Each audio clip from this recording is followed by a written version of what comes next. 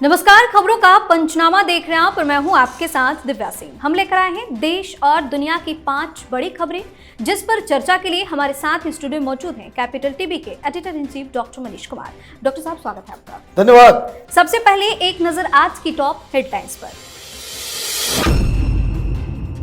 तमिलनाडु के दौरे पर पीएम मोदी, राज्य को दी 17,000 करोड़ की सौगात। डीएमके और कांग्रेस पर जमकर बोला हमला। हिमाचल प्रदेश में सियासी हलचल तेज। वीरभद्र सिंह के बेटे ने मंत्री पद से दिया इस्तीफा। सीएम बदलने की हो रही तैयारी। दिल्ली में केजरीवाल और एलजी आमने सामने। आप का दावा, एलजी ने बड़ी योजना पर लगाई रोक। कैसे मिलेगी दिल्ली वालों को मुफ्त बिजली? संदेश खाली में मचे बवाल के बीच हाईकोर्ट का आदेश। ईडी, सीबीआई या बंगाल पुलिस, शाहजहां शेख को कोई भी कर सकता है गिरफ्तार। बिहार में महागठबंधन की रैली से पहले विपक्ष को झटका। कांग्रेस के 2 और आरजेडी की 1 विधायक बीजेपी में शामिल। सम्राट चौधरी ने कहा, अभी और आएंगे। सबसे पहली खबर में बात पीएम मोदी की। पीएम मोदी लोकसभा चुनाव से पहले देश के अलग अलग राज्यों का दौरा कर रहे हैं। पीएम मोदी आज तमिलनाडु के तिरुनेलवेली पहुंचे। राज्य को 17,000 करोड़ की सौगात दी और कई परियोजनाओं का शिलान्यास किया। इस मौके पर पीएम ने डीएमके के साथ साथ कांग्रेस पर भी जमकर हमला बोला।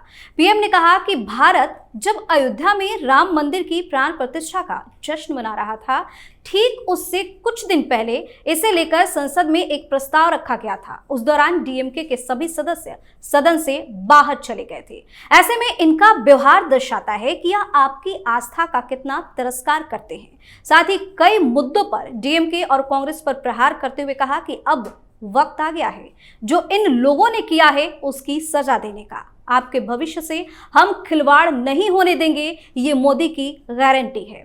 आज बहुत ही ज्यादा आक्रामक तरीके से देखे गए पीएम मोदी तमिलनाडु। देखिए, प्रधानमंत्री मोदी आज गरजे हैं।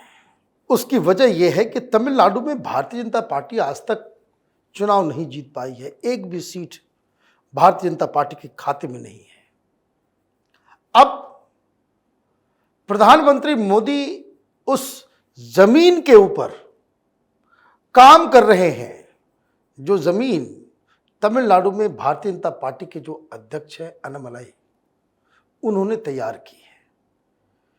तमिलनाडु की राजनीति द्रविडियन पॉलिटिक्स, ये लोग अपने आप को एथिस्ट बताते हैं, भगवान में विश्वास करने वाले नहीं, और तरह तरह के उल्टी पुल्टी बातें, विचारधारा जो के नाम पे जो है बिल्कुल इनकोहेरेंट चीजें। और भारतीय जनता पार्टी ने तमिलनाडु के अंदर हिंदुत्व का, हिंदू होने का, हिंदू प्रतीक चिन्हों को सामने लाकर के राजनीति करने की कोशिश की है। दुनिया के बड़े बड़े मंदिर तमिलनाडु में हैं और वहां की सरकार अधर्मी लोगों की। चुनाव जीतते हैं कौन? अधर्मी, जो धर्म को मानते ही नहीं। तो ये जो राम मंदिर का जो मसला है और अन्नामलाई ने जो जमीन तैयार किया है, हिंदुत्व का उदय हो रहा है। हिंदुत्व का उदय हो रहा है। दिल्ली में बैठे पॉलिटिकल पंडित्स को यह समझ में नहीं आ रहा है और इसलिए प्रधानमंत्री मोदी ने वहां आज हिंदुत्व का अलख जगाया है। तो आप देखिए, तमिलनाडु से इस बार कुछ सरप्राइज जरूर मिलने वाला है। जी, अगली खबर में बात हिमाचल प्रदेश में मचे सियासी बवाल की। हिमाचल प्रदेश में राज्यसभा चुनाव के नतीजे ने जहां चौंकाया, तो वहीं अब सियासत अलग ही दिशा में आगे बढ़ चुके हैं। कांग्रेस पार्टी प्रदेश में 2 फाड़ होती दिख रही है। पूर्व मुख्यमंत्री वीरभद्र सिंह के बेटे विक्रमादित्य ने भी सीएम सुक्खू के खिलाफ मोर्चा खोल दिया है और रोते हुए अपने पद से इस्तीफा दे दिया। इस बीच खबर सामने आई कि हिमाचल प्रदेश के सीएम सुक्खू ने इस्तीफे की पेशकश की है, लेकिन अब सुक्खू का कहना है कि उन्होंने इस्तीफा नहीं दिया है। क्या लगता है किस तरीके से बचा पाएगी कांग्रेस अपनी सरकार वहां पे? देखिए, पहले इस्तीफा दे देते हैं, फिर इस्तीफा वापस कर लेते हैं। कांग्रेस जो है वो कंफ्यूजन की पर्यायवाची है। आपने उम्मीदवार खड़े कर दिया, पहले सोनिया गांधी का नाम आया, फिर अभिषेक मनु सिंघवी को आपने खड़ा कर दिया। वहां पे रात में लोग मीटिंग करते हैं, रात में डिनर करते हैं, सवेरे ब्रेकफास्ट करते हैं। जिस शख्स ने अभिषेक मनु सिंघवी को प्रपोज किया। जब इलेक्शन फॉर्म भरते तो प्रपोजर सेकेंडर होता है, तो जिसने प्रपोज किया वही बीजेपी में चला गया। अब आप देखिए, और उसके बाद वहां इस्तीफा हो जाता है विक्रमादित्य का। वो कहते हैं कि बॉल इज इन आला कमांस कोर्ट, मतलब प्रियंका वाड्रा, राहुल गांधी, सोनिया गांधी तय करें, अब हमें इसमें नहीं रहना है। सीधे सीधे धमकी दिए, सुक्खू को हटाओ तो सरकार बचेगी, क्योंकि अभी तो 6 की संख्या है, विक्रमादित्य के पास 10 और हैं। तो ये धमकी दी गई है, तो शुरू में ऐसा लगा कि सरकार बचाने के लिए कुर्बानी देनी पड़ेगी, तो सुक्खू ने कह दिया कि मैं इस्तीफा देने को तैयार हूं, पेशकश कर दी। फिर उसके बाद प्रियंका वाड्रा से बातचीत होती है, प्रियंका वाड्रा इसमें इन्वॉल्व होती है और वो कहती है कि चिंता मत करो, तुम्हारे पीछे सब लोग खड़े हैं। अब ये पार्टी तोड़ने के आपने इलाज नहीं ढूंढा और 2-3 ऑब्जर्वर को आपने भेज दिया, राजीव शुक्ला, तो शिव कुमार, और ये सब जो है निगोशिएटर हैं, अच्छा खासा निगोशिएट करने में मास्टर हैं ये लोग। तो ये लोग क्या करेंगे नहीं करेंगे, लेकिन एक बात तो साफ है, सोनिया गांधी, राहुल गांधी और प्रियंका वाड्रा की साख आज मिट्टी में मिल गई। सोनिया गांधी बच गई। अगर सोनिया गांधी खड़ी हो रही थी वहां से, हिमाचल से, अगर वो खड़ी हो रही होती और 6 विधायक कांग्रेस के सोनिया गांधी के खिलाफ वोट कर दिए होते, तो आज गांधी परिवार की सारी इज्जत नेस्तो नाबूद हो चुकी होती। जी, इस खबर में बात केजरीवाल की। दिल्ली सरकार और राज्यपाल के बीच फिर से तल्खी बढ़ती नजर आ रही है। पहले जानकारी आई कि दिल्ली के उपराज्यपाल ने दिल्ली सरकार की सोलर पॉलिसी को फिलहाल रोक दी है, जिसका ऐलान सीएम केजरीवाल ने कुछ दिन पहले ही किया था। केजरीवाल ने कहा था कि सोलर पॉलिसी से दिल्ली के बिजली के बिल 0 हो जाएंगे, लेकिन अब एलजी सचिव से जुड़े सूत्रों ने कहा है कि आदतन झूठ बोलकर केजरीवाल सरकार लोगों को गुमराह कर रही है। एलजी ने सोलर पॉलिसी नहीं रोकी है। एलजी सूत्रों की माने तो पॉलिसी में ऐसा कोई प्रावधान नहीं है जिससे लोगों के बिजली बिल 0 हो जाते। उल्टे पॉलिसी में एक रेस्को प्रावधान है जिससे सिर्फ निजी बिजली कंपनियों को फायदा होगा। एलजी ने इसी प्रावधान पर जानकारी मांगी है। एलजी ने तो सिर्फ जानकारी मांगी, लेकिन इन लोगों ने अफवाह उड़ा दी कि रोक लगा दी गई। देखिए, ये लोग की आदत है कि कोई काटता है चूटी भी, ये चिल्लाने लगते हैं कि तलवार से गर्दन उड़ा दिया, गर्दन उड़ा दिया। ये ऐसे फ्रॉड है ये लोग। भाई एलजी साहब ने कुछ सवाल के जवाब मांगे, दे दो।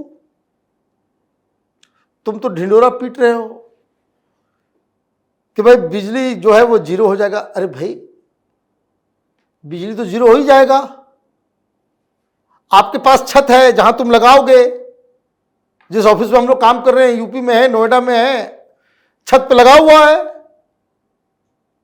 0 क्या होगा? ये तो बेच रहे हैं। यूपी की सरकार जो इलेक्ट्रिसिटी डिपार्टमेंट वो पैसे देती है कि ज्यादा प्रोड्यूस हो रहा है तो। लेकिन तुम ऐसे प्रचारित कर रहे हो कि जैसे तुमने कोई अनोखा काम कर दिया है, बिजली बिल 0 हो जाएगा। अच्छा, फायदा किसको होगा? यही एलजी साहब पूछ रहे हैं कि तुमने जो पॉलिसी बनाई है इसमें प्राइवेट प्लेयर्स को भी तुमने घुसा दिया, ठीक उसी तरीके से जैसे शराब घोटाले में घुसाया था।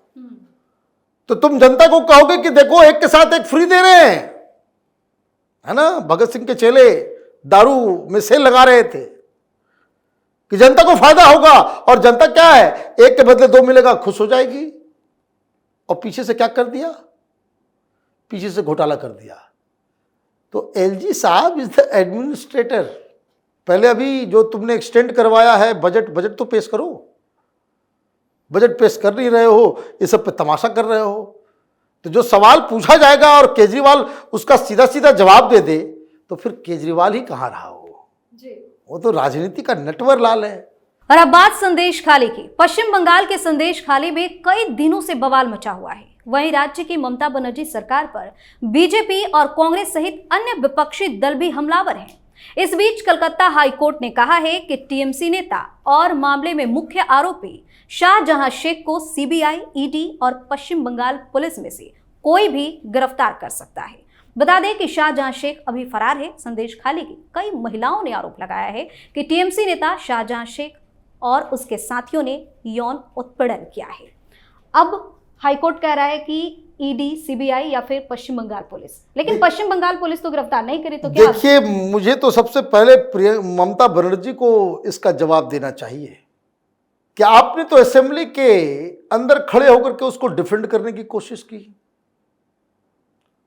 और कोर्ट से इस तरह का बयान आ रहा है कि भाई इसको गिरफ्तार करो। पहले कोर्ट किसी इनोसेंट व्यक्ति को गिरफ्तार करने का तो आदेश नहीं देगी। ममता बनर्जी बोल रही कि बड़ा इनोसेंट है, आप उसके डिफेंस में खड़े हो गए। तो जब ममता बनर्जी डिफेंस में खड़ी हो जाएगी, किस पुलिस वाले की हिम्मत है कि सामने वो देखेगा तो उसके लिए चाय लेकर के जाएगा, गिरफ्तारी थोड़ी करेगा। ये बंगाल का सिस्टम है। ये तो कोई छुटभैया नेता संदेश खाली का आप जाने दीजिए, एमपी एमएलए नहीं, छोटा छुटभैया नेता वो पुलिस वाले को बोल देगा कि भाई उसको गिरफ्तार नहीं करना, वो गिरफ्तार नहीं होता है।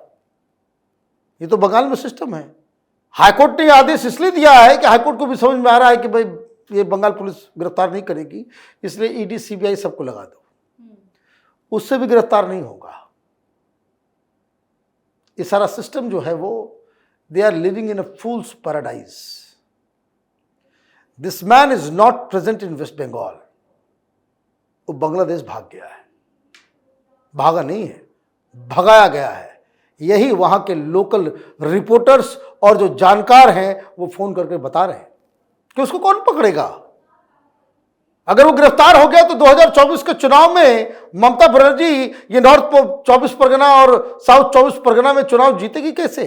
10-10 सीटों का सवाल है। पूरी की पूरी ये जो वोट तंत्र को लूटने वाले लोग, उसी का तो ये गैंग लीडर है शाहजहां शेख।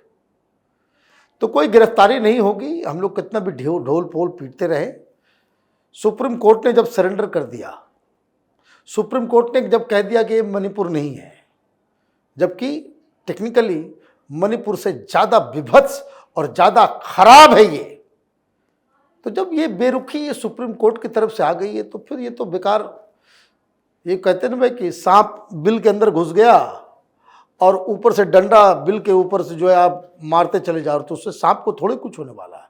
वो तो मस्त अपने बिल के अंदर घुसा हुआ है, ऊपर जो कुछ करता है करते हैं। जी, आखिरी खबर में बात बिहार की। बिहार में 3 मार्च को महागठबंधन की रैली होने वाली है। इससे पहले ही एक बार फिर भाजपा ने तेजस्वी यादव को झटका दिया है। महागठबंधन के 3 विधायक बीजेपी में शामिल हो गए हैं। इसमें कांग्रेस के 2 और आरजेडी के 1 विधायक शामिल है। इससे पहले भी 12 फरवरी को फ्लोर टेस्ट के दौरान आरजेडी के 3 विधायक एनडीए में शामिल हो गए थे। वहीं डिप्टी सीएम सम्राट चौधरी और हम सुप्रीमो सीताराम मांझी का कहना है कि अभी और आएंगे, इंतजार का मजा लीजिए। अब किस इंतजार का मजा लेने की बात हो रही है? देखिए, बिहार में अचानक से ये खबर आ गई, वहां गठबंधन की रैली भी होने वाली है और ये जो लगातार कुछ न कुछ होता चला जा रहा है, इट्स एन इंडिकेशन। अभी जब बहुमत साबित करना था तो 3 हार्डकोर लोग चले आए इधर, अभी फिर 2 आ गए, ये संख्या 5 हो गई। और जो है वो धीरे धीरे जो है विकेट गिरता चला जाएगा। ये this is indicative of 2 things. 2 चीज़ बता रहा है। एक ग्राउंड रियलिटी, नेताओं के मन में एक संशय कि बिहार में भी स्थिति अब यूपी की तरह होने जा रही है। वहाँ भी जो तथा कथित कुछ लोग कह रहे हैं कि भाई आरजेडी जो है वो बहुत दमखम से चुनाव लड़ेगी, तेजस्वी यादव के रैली में बहुत भीड़ आ रही है, वो सफिशिएंट नहीं है। जो हार्डकोर पॉलिटिशियन होते हैं उनको ज़्यादा पता होता है कि ग्राउंड में क्या चल रहा है, और इसलिए जो अचानक से सारे लोग इधर से इधर जा रहे हैं, एक होता है कि अनिश्चितता कब होती है कि जब कुछ लोग इधर से भी उधर जा रहे हैं, इधर से भी उधर जा रहे हैं, तो लोग कहते हैं कि भाई अनिश्चित मसला है, किसकी बढ़त है किसकी क्या है ज़मीन पे वो कहना बड़ा मुश्किल है। जब एक ही साइड से एक्सोडस हो रहा है, इसका मतलब है कि 2024 के चुनाव में रिजल्ट वही 2019 वाला रिपीट होगा। यही इसका संदेश है। बहुत बहुत धन्यवाद सर तमाम जानकारी। धन्यवाद। खबरों का पंचनामा में आज के लिए फिलहाल इतना ही। देश और विदेश की बाकी खबरों और उनके सटीक एनालिसिस के लिए देखते रहिए कैपिटल टीवी। हमें लाइक कीजिए, शेयर कीजिए और हाँ, कैपिटल टीवी को सब्सक्राइब करना बिल्कुल ना भूलें। धन्यवाद।